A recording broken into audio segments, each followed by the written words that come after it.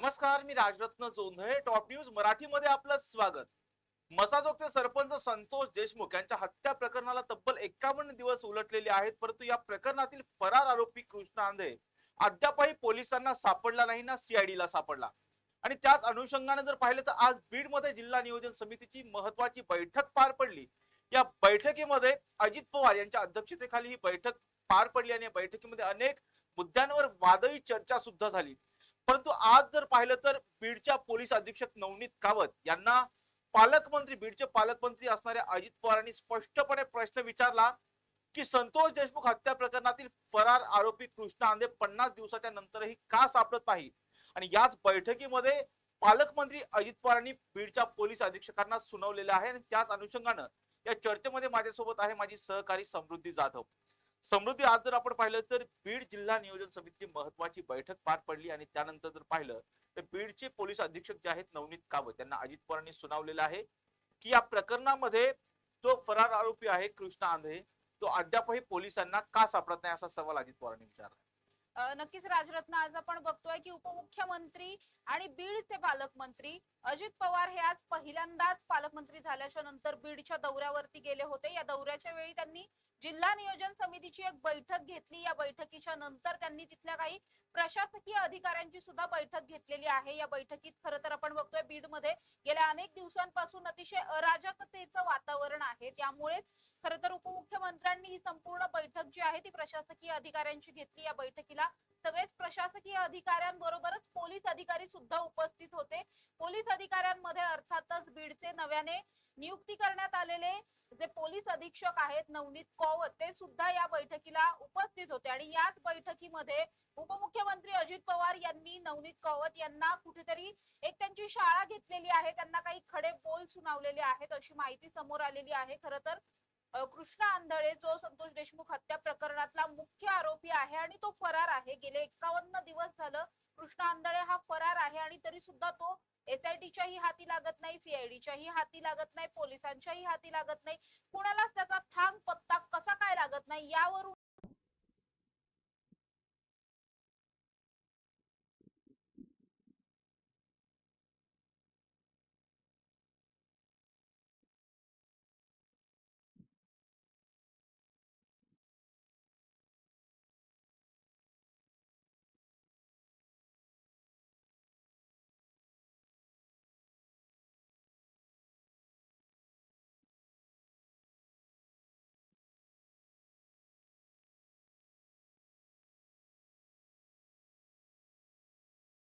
नवनीत कौवत यांच्या अध्यक्षतेखाली त्यांच्या मार्गदर्शनाखाली खरं तर अतिशय चांगल्या पद्धतीने चालेल अशी कुठेतरी अपेक्षा सरकारला होती.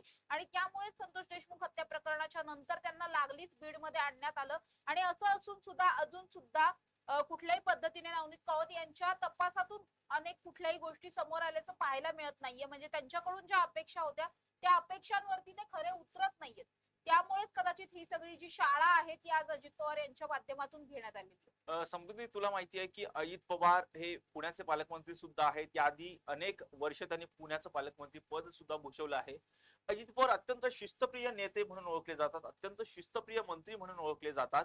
त्या अजित पवारांकडे बीडचं पालकमंत्री पद आलेले आहे. आणि ज्या प्रकरणामुळे संपूर्ण राज्यामध्ये ज्या प्रकरणाची चर्चा होते, संपूर्ण राज्यामध्ये बीड संतोष देशमुख हत्या प्रकरणामध्ये ढवळून निघालेला आहे तो जिल्हा म्हणजे बीड. ज्या जिल्ह्याला असणारी गुन्हेगारी पार्श्वभूमी आणि त्याच अँगलने जर पाहिलं तर अजित पवारांनी अनेक प्रश्न उपस्थित केले, तर ते आपल्या प्रेक्षकांना सांगूयात.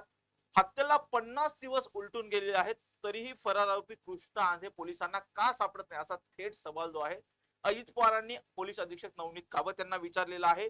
तुम्ही कुठे कमी पडताय समृद्धी, तुम्ही कुठे कमी पडताय, तो सुद्धा सवाल अजित पवारांनी उपस्थित केला. त्याचबरोबर बीड जिल्ह्यातील गुन्हेगारीच्या सिंडिकेटचा पूर्ण बंदोबस्त करा असं सुद्धा अजित पवार म्हणाले. यावरती काय सांगते?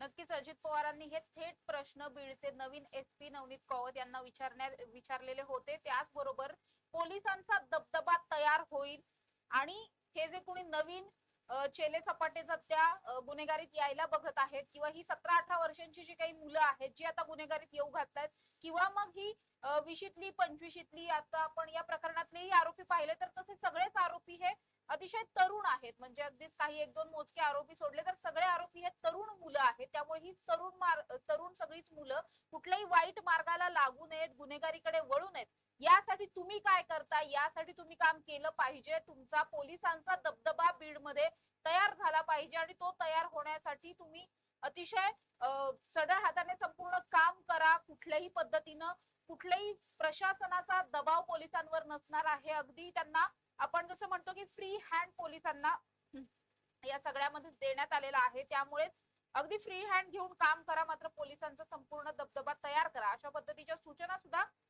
उपमुख्यमंत्री अजित पवार यांनी नवनीत पवार यांनी आणि समृद्धी त्यांनी एक अजित पवारांनी एक वाक्य सुद्धा उच्चारलेलं आहे, कोणी असो जो चुकीचं करेल त्याला सोडू नका, असंही अजित पवार म्हणाले.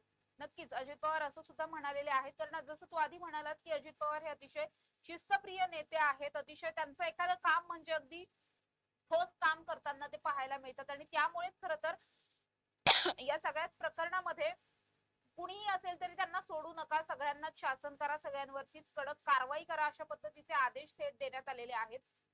आपण बघतोय की 51 दिवसांपासून कृष्णा आंधळे हा फरार आहे. तो नाशिकमध्ये असल्याची चर्चा होत होती, त्यानंतर तो नेपाळला गेला का अशीही चर्चा होती. त्याचबरोबर मध्य प्रदेशात गेला का, उत्तर प्रदेशात गेला की राज्यातच कुठे आहे, अशा सगळ्या चर्चा ज्या आहेत त्या गेल्या काही दिवसांपासून चालू होत्या. आणि त्याचमुळे नक्की हा कृष्णा आंधळे कुठे आहे, एकच माणूस शोधणं कसं काय तुम्हाला जमत नाही, अशा पद्धतीचे सगळेच प्रश्न आज उपमुख्यमंत्री अजित पवार यांनी उपस्थित केले होते. त्याचबरोबर या सगळ्या प्रश्नांच्या नंतर आणि उपमुख्यमंत्री स्वतः आता कुठेतरी ऍक्शन मोड मध्ये आलेले पाहायला मिळतात. त्यामुळेच बीडचे पोलीस सुद्धा राजरत्न खरं तर आता ऍक्शन मोड मध्ये आलेले आहेत आणि जो कोणी कृष्णा आंधळेची माहिती देईल त्याला बीड पोलिसांकडून सुद्धा आता बक्षीस जाहीर विशेष करण्यात म्हणजे आले. 2 वेळा त्याला फरार घोषित करण्यात आलं.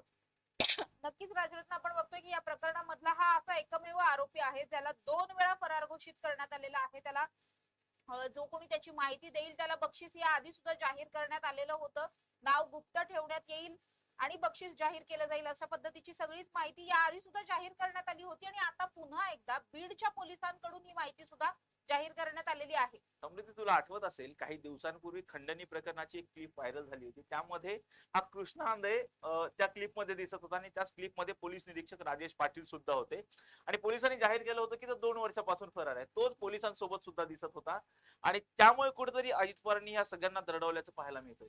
नक्कीच असं असू शकतं राजरत्न, कारण जे राजेश पाटील त्या दिवशी या व्हिडिओ क्लिप मध्ये या सीसीटीव्ही फुटेज मध्ये दिसत होते त्यांच्याच बरोबर अगदी कृष्णा आंधळे सुद्धा या ठिकाणी आला होता. त्यामुळे वाल्मिक कराड आणि राजेश पाटील या दोघांच्या संबंधांवरती खरं तर हितसंबंधांवरती सुद्धा प्रश्नचिन्ह निर्माण झालेली आहे. दुसरीकडे जो कृष्णा आंधळे या आधी सुद्धा एका गुन्ह्यामध्ये फरार होता, त्याचा शोध सुरू होता, तो आंधळे पुन्हा एकदा बीड मध्ये येतो काय, संतोष देशमुख यांच्या हत्येत तो सहभागी होतो काय, त्याच्या आगेमागे 1-2 दिवस तो बीड मध्ये फिरतो काय आणि त्याच्यानंतर गायब काय होतो आणि तो पोलिसांना कधीच कुठेच सापडत नाही, हा खूप मोठा प्रश्न आहे या प्रकरणातला. खरं तर आपण बघतोय की ज्यावेळी गिरनारच्या मंदिरामध्ये सुदर्शन घुले आणि सुधीर सांगळे हे 2 जण होते आणि खरं तर त्यांच्या बरोबर कृष्णा आंधळे सुद्धा होता, मात्र त्यानंतर या तिघांकडचे पैसे संपले आणि पैसे आणायला म्हणून कृष्णा आंधळेला पुन्हा एकदा राजरत्न महाराष्ट्रात पाठवण्यात आलं. महाराष्ट्रात आलेला कृष्णा आंधळे हा पुन्हा त्याच्या साथीदारांना भेटलाच नाही, कारण त्यानंतर अवघ्या 2-3 दिवसातच त्याचे साथीदार जे आहेत त्यांना पुण्यातून अटक करण्यात आली आणि तेव्हापासून फरार असलेला कृष्णा आंधळे हा कुणाच्याच संपर्कात नाहीये का, तो कुठे आहे हे कुणालाच माहित नाहीये का. अर्थातच एखाद्या आरोपीने कुठेतरी लपून राहणं हे काय त्याच्या एकट्यापुरती मर्यादित गोष्ट नाहीये. त्याला अर्थातच या प्रकरणात साथ देणारे, मदत करणारे, आसरा देणारे, खायला प्यायला घालणारे बरेच लोक असणार आहेत. कारण आपण जर पाहिलं तर कृष्णा आंधळे असेल किंवा या प्रकरणातले सगळेच आरोपी यांचे फोटो इतके जास्त व्हायरल झालेले आहेत, सीसीटीव्ही इतके व्हायरल झालेले आहेत की त्यांना अगदी 10-12 वर्षांची मुलं सुद्धा ओळखू शकतात महाराष्ट्रातली राजरत्न. इतकं हे गंभीर सगळंच प्रकरण आहे संतोष देशमुख हत्या प्रकरणाचं. आणि त्यानंतर इतका प्रसिद्ध असलेला हा चेहरा कृष्णा आंधळे त्याला कुठेतरी लपवून ठेवणं, दडवून ठेवणं, त्याला पोसणं हे एका माणसाचं काम नाहीये किंवा कृष्णा आंधळेला स्वतःला एकट्यालाही हे शक्य नाहीये. अर्थातच या सगळ्याच्या मागे एक मोठी फळी असणार आहे, ज्या फळीने या आधी सुद्धा वाल्मिक कराड असेल, सुदर्शन घुले असतील किंवा हे सगळे बाकीचे जे आरोपी आहेत या आरोपींना सुद्धा वाचवण्यासाठी प्रयत्न केले होते. त्यांच्यापैकीच काही लोक आता कृष्णा आंधळेला लपवून ठेवण्यामध्ये सुद्धा सहभागी असू शकतात. मग कृष्णा आंधळेचे सीडीआर कसे काय मिळत नाहीत किंवा आता त्याच्याकडे कुठला नंबर आहे, त्याने अर्थातच त्याचा फोन चेंज केला असेल, नवीन नंबर घेतला असेल, या सगळ्याचा तपास पोलिसांपर्यंत कसा लागत नाही, हा एक खूप मोठा प्रश्न या सगळ्यामधून निर्माण होताना पाहायला मिळतो. समृद्धी, तुला आठवत असेल काल सुरेश धसांनी एक पत्रकार परिषद घेतली आणि या पत्रकार परिषदेमध्ये त्यांनी ज्यावेळेस कृष्ण आंधळेचा उल्लेख केला त्यावेळी त्यांनी सांगितलं की हा संभाजीनगर मध्ये पोलीस भरतीची तयारी करण्यासाठी आलेला एक तरुण होता आणि त्यानंतर तो थेट आता पोलिसांपासूनच फरार झालेला आहे एक गुन्हेगारी स्वरूपामध्ये, असं सुद्धा त्यांनी सांगितलं होतं. कालचं जे प्रकरण होतं ते काय होतं जे सुरेश धस नक्कीच काल सुरेश धस यांनी, आपण खरं तर बघतोय की या प्रकरणामध्ये सुरेश धस यांनी वेळोवेळी मोठमोठे खुलासे घेऊन ते समोर आलेले आहेत. त्याच पद्धतीने काल कृष्णा आंधळेचा संपूर्ण कच्चा चिट्टा सुरेश धस यांनी बाहेर काढला. कृष्णा आंधळे हा इतका लहान वयाचा आरोपी आहे, अगदी म्हणजे 23 ते 26च्या मध्ये त्याचं वय आहे आणि इतका हा लहान आरोपी तो खरं तर छत्रपती संभाजीनगरचा आहे. त्या ठिकाणी अगदी मोलमजुरी करून खाणाऱ्या कष्टकरी कुटुंबातला हा आरोपी आहे. खरं तर आपण पाहिलं तर त्याला अगदी सुरुवातीच्या काळात जेव्हा तो महाविद्यालयामध्ये शिक्षण घेत होता त्या दरम्यान त्याला पोलीस भरती करायची होती, पोलिसात जायचं होतं, आरोपी म्हणून नव्हे तर पोलीस अधिकारी म्हणून. खरं तर त्यासाठीच तो अनेक वर्ष पोलीस भरतीची तयारी करत होता, प्रॅक्टिस करत होता, प्रयत्न करत होता, अशी माहिती सुरेश धस यांनी दिली. त्यानंतर मात्र अचानक सगळी चक्र फिरली आणि घरचा हा लाडाचा लेक कृष्णा हा थेट पोलीस भरतीपासून ते आता पोलिसांना चकवा देऊन फिरणारा एक आरोपी झाला. त्याचा तो या सगळ्या लोकांच्या संगतीत आला आणि त्याच्या आर्थिक संगतीचा परिणाम झाला आणि त्यानंतर तो गुन्हेगारीकडे वळला. तिथून पुढच्या सगळ्याच गोष्टी आपल्याला माहित आहेत. गेल्या 4 वर्षात त्याच्यावर 6 अतिशय गंभीर स्वरूपाचे गुन्हे आहेत, ज्यामध्ये खंडणी आहे, मारहाण आहे, खुनाचा प्रयत्न आहे. अशा पद्धतीच्या या सगळ्याच गुन्ह्यांमध्ये तो या आधी सुद्धा फरार होता आणि 2 वर्ष फरार असलेला हा कृष्णा पुन्हा बीड मध्ये आला, संतोष देशमुख यांची हत्या केली आणि पुन्हा एकदा गायब झाला. खरं तर राजरत्न या प्रकरणामध्ये संदीप क्षीरसागर जे आमदार आहेत ते सुद्धा काल बोलताना असं म्हणाले होते की पोलिसांनी जर ठरवलं तर 24 तासाच्या आत ते कितीही मोठा कुठलाही आरोपी असेल, कुठेही लपलेला असेल, तरी ते त्याला शोधून दाखवू शकतात.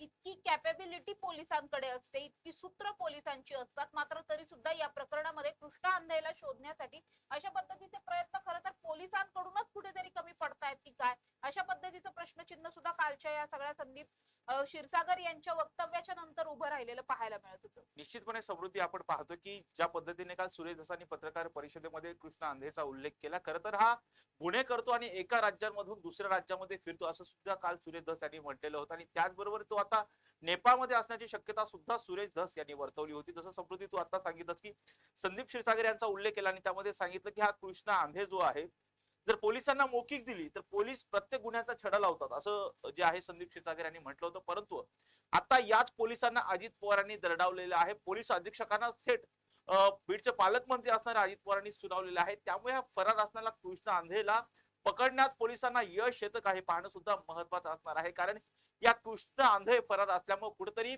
संतोष देशमुख हत्या प्रकरणाचा तपास करण्यासाठी कुठेतरी पोलिसांना अडचणी येत आहेत. त्याचबरोबर काही पुरावे शोधण्यासाठी सुद्धा पोलिसांना अडचणी येत आहेत. या विष्णू चाटेचा मोबाईलही अद्यापही पोलिसांना सापडत नाही आणि त्याच अनुषंगाने कृष्णा जो आंधळे आहे तो पोलिसांना सापडणं हे अत्यंत गरजेचं आहे. त्याच अनुषंगाने आता पोलीस सुद्धा तपास करतायत. परंतु या घटनेचे प्रत्येक अपडेट टॉप न्यूज मराठीच्या माध्यमातून आम्ही तुमच्यापर्यंत पोहोचवणारच आहोत. यासाठीच पाहत राहा टॉप न्यूज मराठी, आपला महाराष्ट्र आपली बात.